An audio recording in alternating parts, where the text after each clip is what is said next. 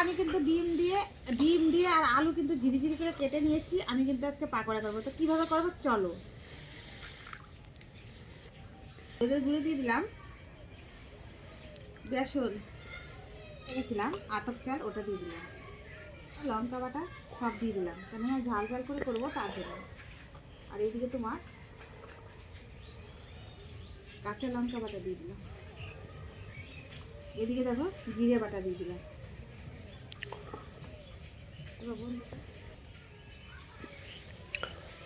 এখন আমি এই আলুটাকে দিয়ে দেবো, তারপরে মাখিয়ে দেবো।